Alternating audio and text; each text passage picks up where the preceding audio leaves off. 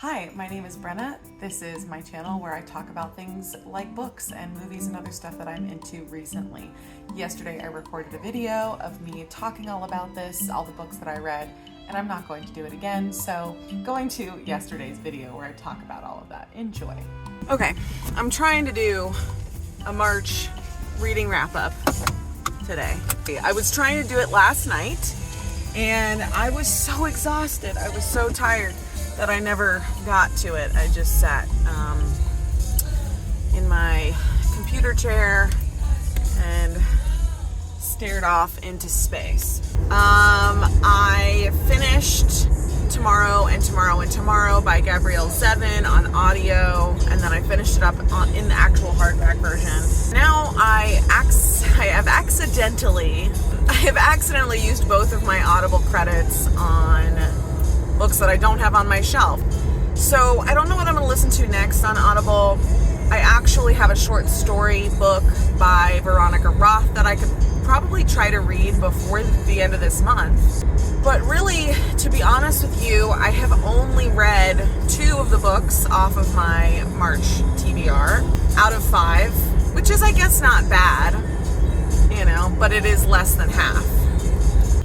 I did read other books that were not on my shelf, though. I did read more than just 2 books this month. I guess it's just disappointing that I only read 2 books off my shelf because, there are so many books to read, so many books that I want to read on my shelf, that it feels almost like I'm not getting through my TBR. It does not feel satisfying to sit here with just 2 books off my shelf completed. Okay, we have a precarious setup here. Absolutely anything could go wrong at any given time. Let's get cozy. And you can't see her, but she will slowly be revealed. The reading buddy that I have next to me. What was I here to talk about again? Okay, what I read this month. Yeah. Right? I read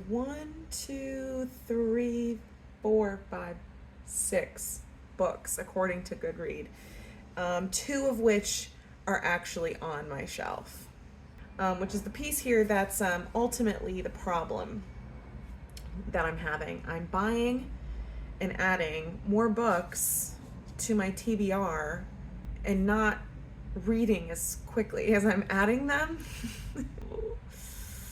That's a small problem. Anyway, let's talk about the books that I actually read. Because I did read some good ones this month, and I think they were very good. I think they were really interesting. Let's talk about the first book that I read in March. So I read 3 short stories through Prime Reads. I read one that was actually a Valentine short story that I didn't read until, I guess, the start of March, and it was Royal Valentine by Soraya Wilson. I really enjoyed it. It was a prince hiding, from the public eye story, meet cute. I love that the prince was Scottish. That's just so cute. And it was cute. It was a cute little story. I wish I had read it closer to Valentine's Day, but what can you do?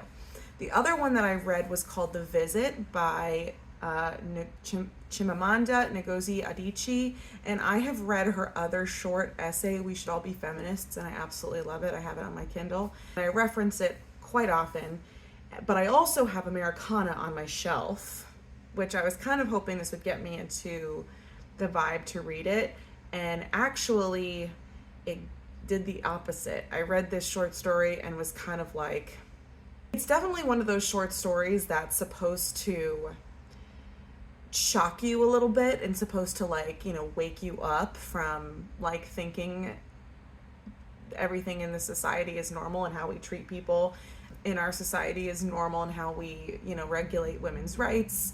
It was a very interesting twist on that I think was meant to really make a statement, but because it was like that, it just made me feel a little too heavy. I'm still working and taking care of a baby right now, so I'm feeling like I need something a little bit lighter, or something a little bit more just I don't know, fantasy escapism maybe. And I guess this is where the first real book that I read this month comes in, And that is, let me guess, first actual book from my shelf that I read, which was Circe by Madeline Miller. I think I mentioned this in my reading blog for spring break. The writing in this is so beautiful. Madeline Miller knows how to put a sentence together, something I will say. And on top of that, I listened to a majority of this on audio, and the narrator was incredible. I'm going to write down her name or try to remember her name because she was probably one of my favorite narrators, and her voice worked so well with Circe as like a character. She just really embodied the character with her voice, if that makes sense. There was a point, and I guess I'm going to go into spoiler territory a little bit here with this book, but there's a point at the end of the book where, and I think that this is in original Greek mythology or whatever the source material is that Madeline Miller is using for Circe's story. But when she gets together with, spoiler alert, when she gets together with Odysseus's son at the end, like they have a romantic relationship, it did make me fully question how much like putting to narrative and like personifying these like god characters is, because like there's an age gap obviously with literally every mortal that she has a sexual relationship with, but I think it became really obvious and glaringly weird when it was Odysseus's son, who is like, I don't know, a couple years, 5 years older than her own son. So it just was, it was just, I don't know. It was kind of weird to me. And I mean, granted, it didn't take me out of the book completely at all, by any means. The story kept me to the very end. I really, like I said, I love the writing. I love the characterization that is given to Circe in this book, like the whole witch vibe, her whole magic shtick, and also like her views on her family, the gods, and this kind of hierarchical ruling of the mortals in this world. 10 out of 10, 5 out of 5 stars, whatever you want to call it. I really thoroughly enjoyed this, especially on audio. I really loved it, and I'm glad to have it on my shelf too. It definitely is a book that I will return to because of how good the writing is, and the source material too. I think I'd like to read Song of Achilles as well to see, because I hear that one is sadder than this one, so we'll see. After I read Circe, I guess I can talk a little bit about this. I read the book for Alice in Wonderland Junior by Disney and Musical Theater International. I am thinking about doing it for my school play next year, thinking about it. The problem is that I don't feel very drawn to it, to be honest with you. It seemed kind of boring. It's not a great deviation from the Disney animated movie at all. And the music wasn't particularly captivating to me, but I don't know yet because I still have some other books that I'm working on reading and thinking about putting together for next year's spring musical. That is on my list that I did read this month, so I'm counting it. But it was kind of for work. So anyway, the last book that I read this month was Tomorrow and Tomorrow and Tomorrow by Gabrielle Zevin, another book that I'm so glad I have on my shelf.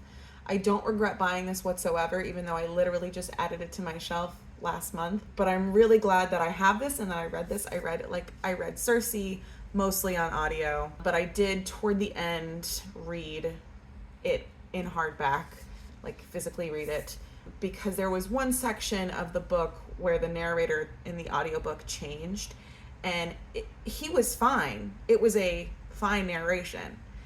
It was just too slow, and no matter how quickly I made the speed, it just was too slow for me, because I found myself like trying to read ahead because it was such an intense part of the book that I really wanted to know what was going to happen. It was a really, really amazing book. The people who recommended this to me were right. I really love the story of the game makers, the developers, and how they came together in a friendship, but also creatively, and like the story of their lives and shared work and partnership. The games sounded really cool, like games that I would definitely want to play, the ones that they created, were really interesting and games that I think I would be interested in too. And I am going to go into spoilers with this book too, because I really enjoyed it so much that I feel like I have a lot to talk about. And that is mainly about the main character of Sadie. She's one of the two main characters in the book. Her creative partner, Sam, is the other main character.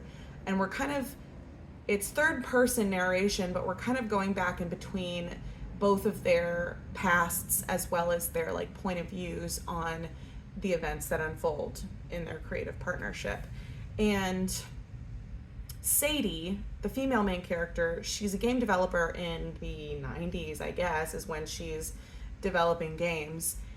And she goes through a lot of like very just sexist stuff, like just like blaringly obviously like she's being looked over because she's a girl, or she's being treated this way because she's a woman, and certain things are happening in the way that they are because of her gender, and like certain questions are asked about their games, and they kind of like, obviously like in most, I'm sure, indie game developers experience, they, you know, change things for, you know, getting a big game company to support them, that are going to be more mainstream or more popular. And I just feel like that was a very true theme throughout this whole book that I don't think ever really got resolved by the end of it. It was just something that was like generally true about Sadie's life, and no one around her, and not even herself, kind of stood up for her own brilliance and ability. And the other characters in it were very real, and I kept thinking, the main thing I kept thinking while reading this book was, how similar is it to the story life of AJ Fikry? Because I cannot, literally for the life of me, I cannot remember what that book was about. 10 years ago, actually came out 10 years ago. And I'm pretty sure it's not very similar in the plot or the characters. From what I do remember, that the plot and the characters were very, very different. Like one of the guys, the AJ Fikry, is like an old man. But like some of the ideas and the themes felt the same to me. Like the whole thing with Sadie being a woman in this space that's predominantly male, her partner being male, who also has a disability from a tragic childhood accident, who's also half Jewish, half Korean, and he's like struggling with his identity in many ways, especially after this traumatic childhood accident. And meeting Sadie was a really, really formative experience for him growing up, and it kind of made him obsessed with her. And like his whole background of like the characters, I don't know, I can't tell you what makes it similar to AJ Fikry or not. I guess it's just like the general vibe of the characters, of what her writing is, but I do feel very similarly about that book that I do about this book. I like it. It was close to my heart. I really, really enjoyed the game aspect of it. I really enjoyed the character story, and I definitely think it would be a book that I would recommend to people, and I definitely think it would be a book that I might read again, but definitely one that I would recommend to people, so I'm glad to have it on my shelf. And it's just a nice book to look at too. The cover of it is very very like what goes on in the book, but also like kind of like the vibe of the book too. I love the like rainbow colors on it. It's just pretty. Anyway, glad to have it on my shelf. Okay, and then the last book that I read, it wasn't really a book, it was another short story from Prime Reads. It was randomized by Andy Weir, and I'm trying to remember now because I literally just read it and it was so short. Oh, it was this. Okay, so I like Andy Weir. I liked The Martian. I thought there was way too much math and science in The Martian, but I really still did enjoy it. Like, I just skipped over, honestly. I was just like, yeah, I believe this is real math, you know? Like, I literally read The Martian that way. I was like, okay, he's talking math. This all, I'm sure, makes sense to someone with a math brain. Anyway, I really enjoyed The Martian nonetheless. I also really enjoyed his short story called The Egg, which is just so brilliant and speaks to me on so many levels, spiritually and creatively. I really, really enjoyed that short story. So I was really excited to read this short story by Andy Weir, randomized. I hated this. It was so, this was so dumb in my opinion. I'm going to be really harsh with this. It made me not want to read Andy Weir again because I don't know. Maybe he just was like they gave him like a throwaway prompt or something. I don't know, but it just was not his best at all. This is not his best at all. In fact, I would say it's probably his worst. It was so boring and dumb, and it, like, at least The Martian was exciting because you literally got to see the real science behind trying to like go to Mars and live on Mars. This was just, there's science involved in it. Okay, let's talk about that. There's theoretical science involved in this short story, but like the premise just to me is so stupid. It's about, I'm going to spoil it for you. I'm going to tell you the whole thing. It's about how this casino is about to lose a bunch of money because there's this new quantum computer that has come out that can make true random numbers. Because real computers right now don't make true random numbers. They make science talk. They make fake random numbers. Okay, you look it up. Just, there's some things that there's an explanation of it that talks about how computers don't make random numbers. I'm not going to do it because I can't say the words that make it make sense. Okay, but anyway, so in the story they have a quantum computer that's going to basically make true random numbers, and it would be able to predict all of the infinite possibilities of a sequence of random numbers. And so basically, like, people would be able to hack into the machines at the casino and win every time, right? Basically. And so this IT guy is like, I can save the day because I can get this quantum computer to you and we can save all this money at the casino.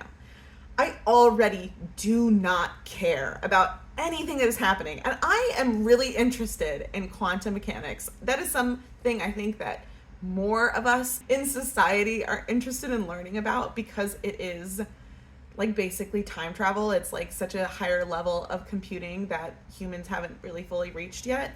I mean, you look at stuff like Ant-Man and quantum manium. That's fascinating. Quantum mania. I can't even say the word quantum mania. It's fascinating.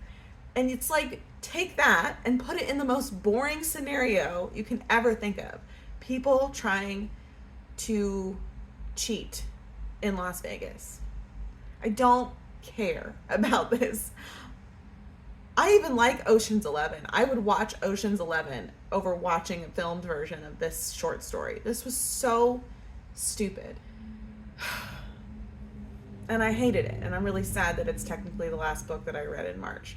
I was going to try and read The End and Other Beginnings by Veronica Roth, but I haven't even picked it up off my to-be-read shelf right now. So maybe it'll be one of the ones I pick up in April. As you know, I have continued to read Brave Story. Still not finished with yet. I'm about halfway through. And I did think I mentioned this earlier. I really enjoy this. It's a nice little like reprieve, like a nice little reading thing to do before bed because it's so... The chapters are pretty short. The stories are like kind of segmented. Like he's on to the next thing and he's on to the next quest and he meets the new person. Like it's very much like episodic in that way. I think that's why it works as a how it was originally published as a serial. But it's gonna take me a long time to get through it because I'm reading it so slowly, which I'm fine with, honestly. Not finishing it in March, but perhaps someday soon. I'm going into one of the busiest times of the school year. The last 2 months of school, we're hitting testing. We don't have a single break until the last day of school, besides weekends, obviously, but it's going to be a really busy time. So I don't know how far I'm going to get in the books that I have planned. I don't even know if I'm going to have a TBR for April. I definitely added 2 more onto my shelf yesterday. And they're not even on my shelf. They are just on my Audible book shelf. And I started the first one today because it's only 5 hours. So actually I might be able to get through it before the end of March. It's called The Creative Art. I was trying to think of the title earlier. It's called The Creative Art. Creative Act. Why did I say art? It's called The Creative Act, A Way of Being. Anyway, I got it on Audible. I downloaded it. It's very, very good. It's, like I said, it's similar to a it's similar in nature to a self-help book, but I think it's supposed to be a little bit more, it hits the right vibe that I'm kind of going for with my self-help books, because I've read some self-help books in the past that have not been great.